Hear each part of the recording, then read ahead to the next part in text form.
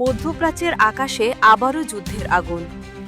গভীর রাতে ইসরায়েলকে লক্ষ্য করে দফায় দফায় ক্ষেপণাস্ত্র ছুড়েছে ইরান।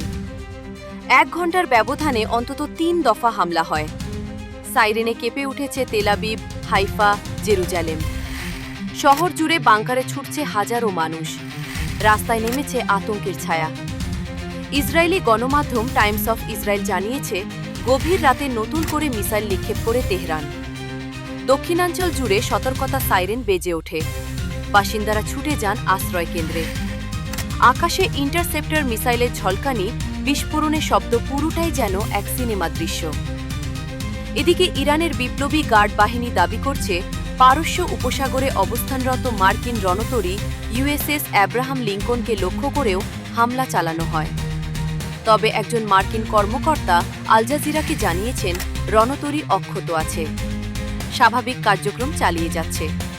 কিন্তু তারাও কোনো দৃশ্যমান প্রমাণ প্রকাশ করতে পারেনি। ফলে প্রশ্ন থেকেই যাচ্ছে, মধ্যপ্রাচ্যে উত্তেজনার আগুন দাউ দাউ করে জ্বলছে। ইরানের সর্বোচ্চ নেতা আয়াতুল্লাহ খামেনির হত্যার প্রতিশোধ নেওয়ার ঘোষণা ঘিরেই এই সংঘাতের বিস্তার। তেহরান স্পষ্ট জানিয়েছে, শুধু ইসরায়েল নয়, মধ্যপ্রাচ্যে থাকা মার্কিন ঘাঁটিগুলো তাদের লক্ষ্যবস্তু।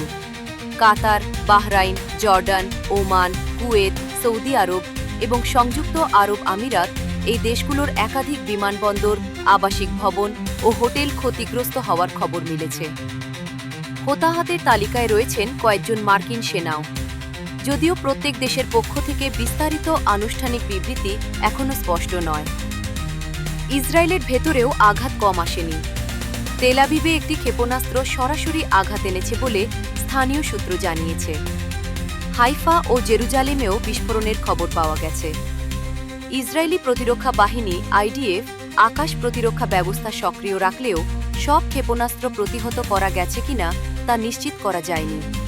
অন্যদিকে সীমান্তবর্তী একটি রেজিমেন্টের সদর দপ্তরে ইসরায়েলি হামলা